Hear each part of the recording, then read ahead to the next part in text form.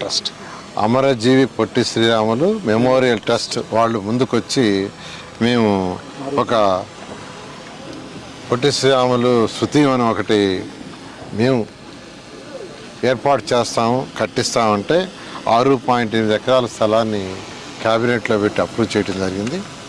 Approve చేయగానే ఇమ్మీడియట్గా వాళ్ళు ఆ యొక్క విగ్రహాన్ని పెట్టడానికి 58 అడుగుల విగ్రహం, ఎందుకంటే ఆయన 58 రోజులు నిరాహార దీక్ష చేసి తన ప్రాణాలు అర్పించి తెలుగు వాళ్ళకంటూ ఒక రాష్ట్రాన్ని ఇవ్వటం, అంతేకాకుండా భారతదేశంలో కూడా వాళ్ళ యొక్క భాషా సంయుక్త రాష్ట్రాలు ఏర్పడటానికి కారకుడైన వ్యక్తి. అటువంటి గొప్ప వ్యక్తికి ఒక మంచి యొక్క స్మృతివనం కట్టాలనే విగ్రహాన్ని చేస్తే వెంటనే ఇవ్వడం జరిగింది. దాని మీద యాక్చువల్గా ఈ ఆర్గనైజేషన్ టేకప్ చేశారు. వాళ్ళు చాలా ఫాస్ట్గా ఈ వర్క్ చేస్తున్నారు. నేను యాక్చువల్గా ఇవాళ చూడటానికి వచ్చాను. ఎంతవరకు చేశారు? 6.8 ఎకరాల్లో కడతామన్నారు, మాట ఇచ్చారు. మార్చి 16కి యాక్చువల్గా ఫస్ట్ ఫేజ్ కంప్లీట్ చేస్తామన్నారు. అంటే ఫస్ట్ ఫేజ్ అంటే విగ్రహాన్ని నిలబెట్టి యాక్చువల్గా కొంత ఏరియా ఫినిష్ చేస్తా ఉన్నారు.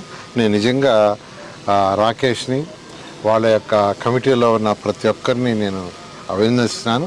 అదేవిధంగా సిఆర్డి ఏదైతే డిఫరెంట్ ఆర్గనైజేషన్కి స్థలాలు ఇచ్చిందో, అటు ఉద్యోగ కల్పన కోసం కావచ్చు, ఎకనమిక్ గ్రోత్ కోసం కావచ్చు, బ్యాంకులు కావచ్చు, స్కూల్స్ కావచ్చు, హాస్పిటల్స్ కావచ్చు, వీళ్ళందరూ కొందరు వర్క్ స్టార్ట్ చేశారు. కొందరు వచ్చి యాక్చువల్గా బిల్డింగ్ అప్రూవల్ కోసం డిపిఆర్లు తయారు చేసుకుంటున్నారు. ఇవన్నీ కంప్లీట్ అయితే ఈ యొక్క గ్రామాల్లో ఉండే అనేక మందికి కూడా ఉపాధి కలుగుతుంది.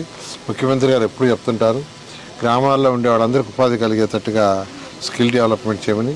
దానికి సిఆర్డీఏ కమిషనర్ గారు కూడా ప్రత్యేకంగా దాని మీద దృష్టి సారి చేస్తున్నారు. ఖచ్చితంగా రైతు సోదరులు ఏది ఇచ్చారో వారి అందరి యొక్క ఆ రోజు ఏ మాట ఇచ్చామో ఆ మాటకు 100కి 100 రూపాయలు ఈ 3 సంవత్సరాలు పూర్తి చేయడం జరుగుతుంది.